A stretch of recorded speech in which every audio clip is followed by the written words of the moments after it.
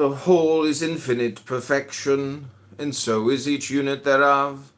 To transcend the trance of sorrow, it is thus sufficient to cancel the subject of the contemplation by marrying it to its equal and opposite in imagination.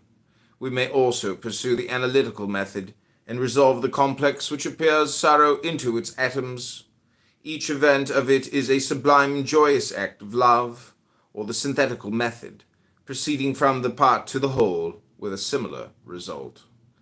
And any one of the movements of the mind is, with assiduity and enthusiasm, capable of transforming the trance of sorrow itself into the cognate trance attributed to understanding, the trance of wonder.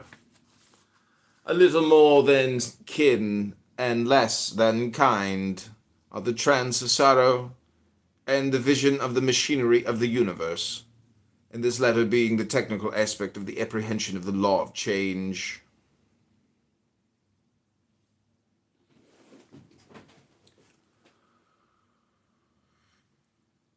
Which is also a trance of the same order as that of sorrow.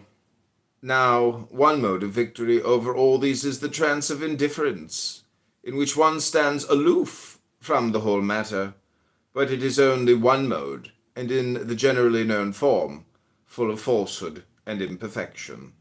For to stand aloof is to affirm duality, which is itself the root of sorrow. To obtain the highest, one must unite oneself with all things, partake of all as a true sacrament, and this motion leads to the trance of wonder. It is written, "The fear of the Lord is the beginning of wisdom."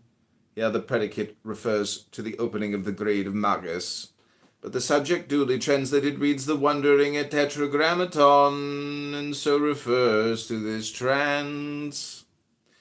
For herein one is wholly identified, which is also a true. For herein one is wholly identified with the universe in its dynamic aspect, and the first synthesis of the understanding thereof is this amazement at the fitness and necessity of the entire mechanism, for given the formula of manifestation, the need to conceive and perceive perfection by means of the symbolism of imperfection, the actual process of ideation becomes apodiactic. A rite is for the least instructed of the little children of the light. The trance of wonder arises naturally. It is the first movement of the mind.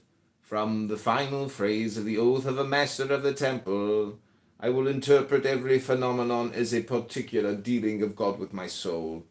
For immediately the understanding illuminates the darkness of knowledge. Every fact appears in its true guise miraculous.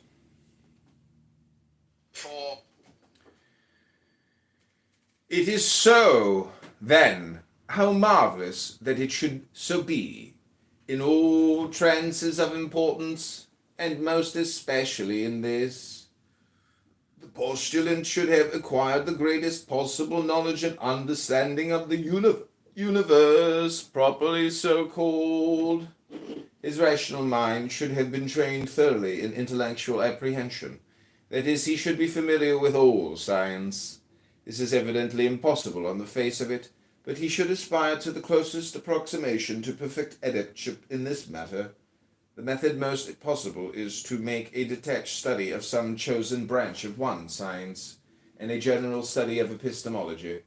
Then by analogy, fortified by contemplation, a certain inner apprehension of the unity of nature may grow up in the mind, one which will not be unduly presumptuous and misleading.